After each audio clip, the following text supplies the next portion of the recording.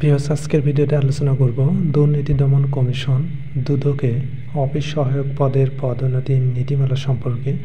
অনেকে জানতে চেয়েছেন অফিস সহায়ক পদের পদোন্নতি রয়েছে কিনা, আর পদোন্নতি থাকলে কোন পদ পর্যন্ত যেতে পারবে সে বিষয়ে।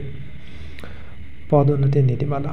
ভিউয়ার্স, আপনি যদি দুদকে অফিস সহায়ক পদে যোগদান করেন তাহলে অফিস সহায়ক থেকে পদোন্নতি অবশ্যই পাবেন।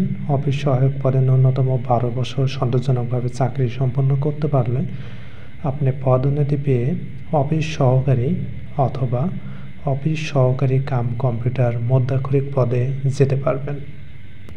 এছাড়া আপনি যদি অফিস সহকারী বা অফিস সহকারী কাম কম্পিউটার মধ্যাক্ষরিক পদে আবার ন্যূনতম 6 বছর সন্তোষজনকভাবে চাকরি সম্পন্ন করতে পারেন তাহলে পদোন্নতি পেয়ে 7 মধ্যাক্ষরিক পদে যেতে পারবেন।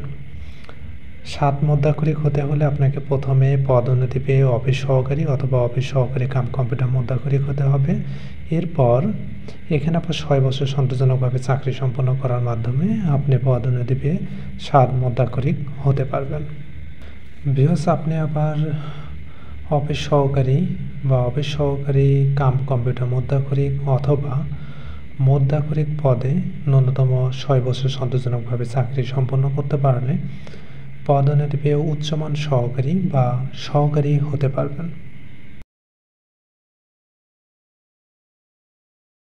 ভিউয়ার্স, আপনাদের আরও কিছু জানার থাকলে কমেন্ট করতে পারেন। আমি গত ভিডিওতে কনস্টেবল পদের পদোন্নতি রয়েছে কিনা, কাজ, বেতন ভাতা ও সুযোগ সুবিধা নিয়ে আলোচনা করেছিলাম।